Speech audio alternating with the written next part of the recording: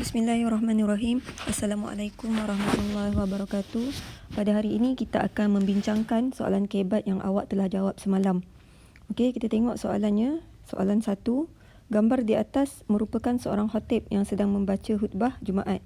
Selepas khutbah pertama, khatib membuat pengumuman tentang gotong royong masjid yang akan dilaksanakan pada hujung minggu ini. Kemudian setelah selesai membuat pengumuman, khatib meneruskan membaca khutbah yang kedua. Berikan pandangan anda berdasarkan situasi di atas. Okey, soalan ni dia minta pandangan awak terhadap pengumuman yang khatib tu buat. Maknanya pengumuman ni khatib buat ketika selepas membaca khutbah pertama dan sebelum membaca khutbah yang kedua. Okey, Ustazah kongsikan kepada awak contoh-contoh jawapan lah. Okey, ini antara jawapan yang paling bagus lah. Okey, kalau kita tengok kat sini, skemanya sepatutnya dia ada dua je. Yang pertama, sama ada awak nak cakap dia dibolehkan ataupun awak nak cakap harus pun kita terima, ataupun lagi satu skema awak nak cakap tidak digalakkan. Tetapi rata-rata murid menjawab tidak sah. Okey, kita lihat di sini jawapan murid, pada pandangan saya apa yang dilakukan oleh khatib itu dibolehkan. So ini adalah isi.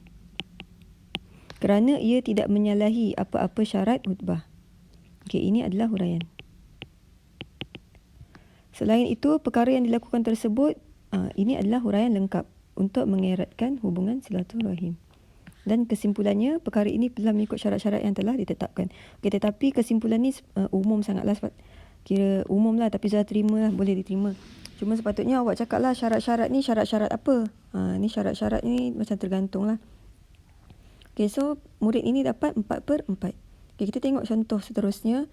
Pada pandangan saya, imam tersebut tidak sepatutnya. Okey, ini untuk jawapan yang lagi satu contoh. Yang tadi dia cakap boleh. Yang ni tidak sepatutnya. Okey, so ini adalah isi huraiannya. Kenapa dia cakap perkara itu tidak sepatutnya? Kerana patutnya khatib itu perlulah mengutamakan khutbah. Okey, ini adalah huraian. So huraian lengkapnya, okey, pengumuman tersebut boleh dibuat selepas khutbah tamat. Ini adalah huraian lengkap.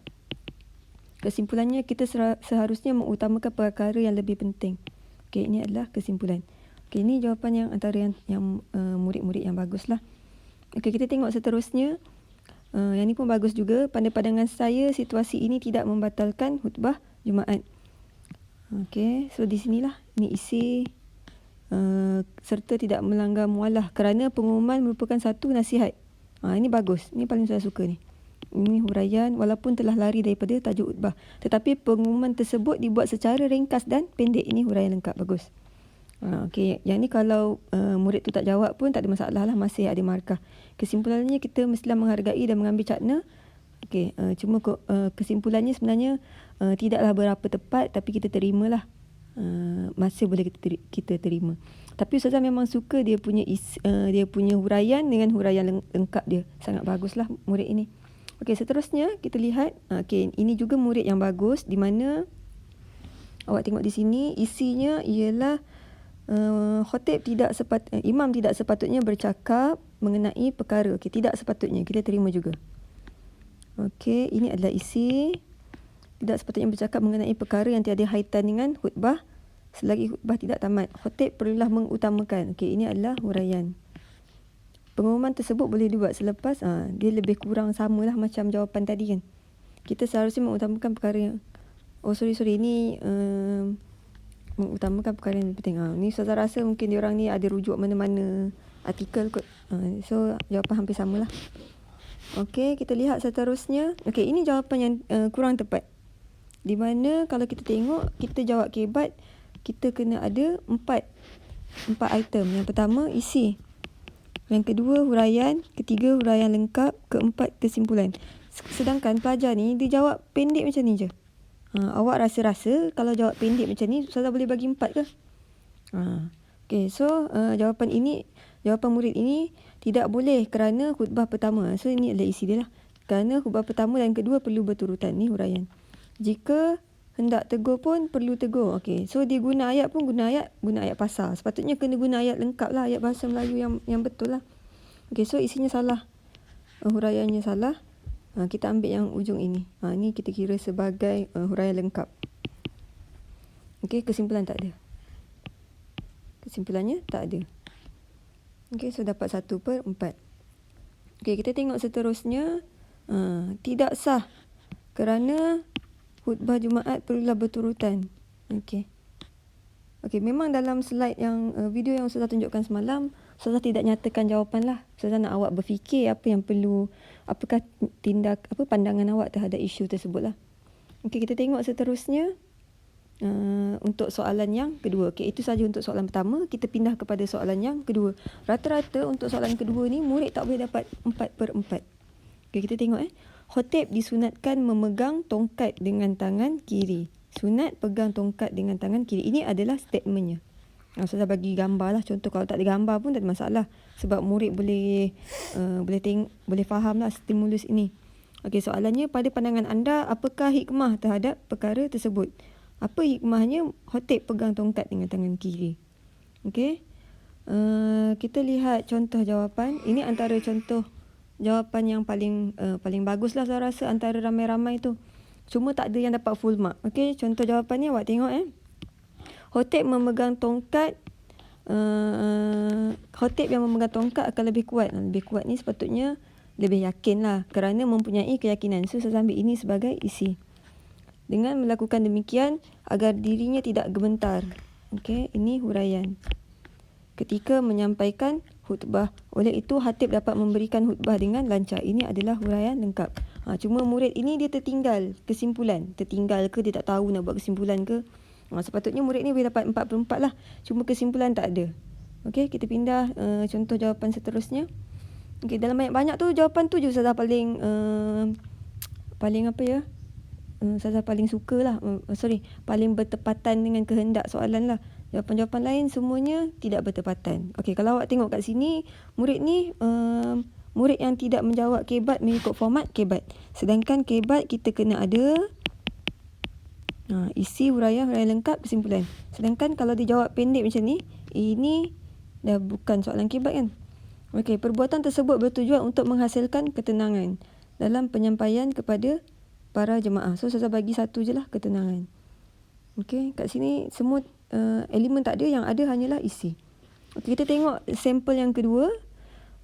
Contoh kedua, hikmah khotib memegang tongkat ketika khutbah ialah khotib akan lebih menguasai nafas agar lebih khusyuk ketika menyampaikan khutbah. So saya ambil kat sini lah.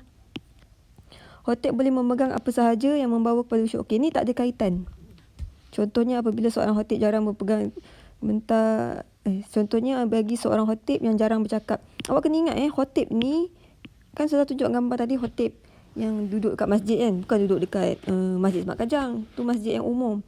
So khotib ini adalah orang yang kita lantik. Okey, dilantik. So orang yang dilantik ni mestilah orang yang profesional, orang yang bagus. Takkanlah orang tu gementar-gementar lagi nak cakap dekat depan kan. Okey, so kurang sesuai lah jawapan ini. Contohnya, khotib yang jarang bercakap di depan akan gementar. Tetapi apabila memegang tongkat, okay, so yang ni isi tadi saya ambil. So yang ini adalah mengawal anggota tubuh. Maksudnya bila dia khusyuk, dia dapat kawal anggota tubuh dia lah.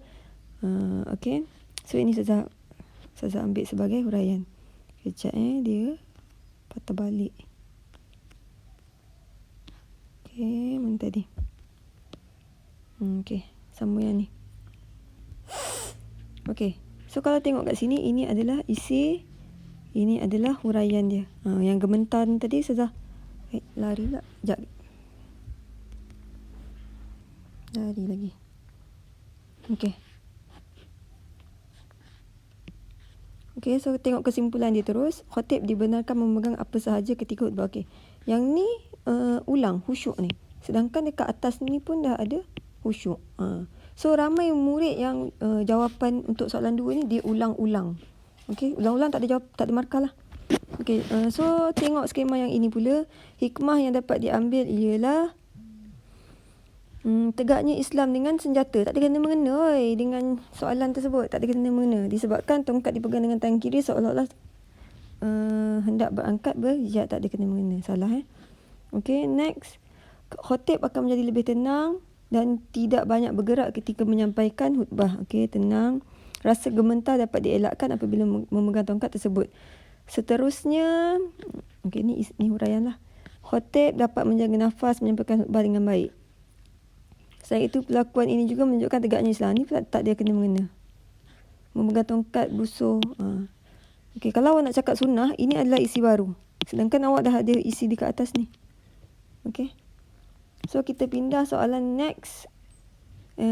Skema yang berikutnya. Pada pandangan saya, hikmah memegang tongkat dengan tangan kiri ialah khatib akan lebih kuat. Ramai murid menjawab gementar. Okey. Seperti yang saya terangkan tadi, khatib ni adalah orang yang dilantik. Okey, so orang yang dilantik ni orang yang bagus lah. Tak adalah dia macam baru first time nak cakap kat depan. Dia orang yang telah dilatih. Okey. Okey, sambung ni bagi mereka yang tidak alamak ni tak perasan ni. Bagi mereka yang tidak selalu berkhutbah di hadapan jemaah. Hal ini menyebabkan khatib dapat menyampaikan khutbah dengan lebih tenang dan tidak gementar, juga tidak memalukan diri di hadapan jemaah. Okey, ini adalah isi. So, khutbah dapat disampaikan dengan tenang. Ini adalah huraian. Okey, oleh itu memegang tongkat menggunakan tangan kiri adalah sunat dan lebih digalakkan ketika berkhutbah. Okey, memegang tongkat dengan tangan kiri ni, dia ambil, ini adalah kesimpulan. Okey, secara umumnya kita boleh terima. Tetapi kenapa kita tak terima kali ini? Dia ulang kembali. Ini adalah stimulus, soalan. Ini adalah soalan. So, kita tak boleh ulang semula soalan. Okey. Okey, so itu sahaja perbincangan untuk soalan kibat. Okey, terima kasih. Okey, wabillahi taufiq. Wassalamualaikum warahmatullahi wabarakatuh.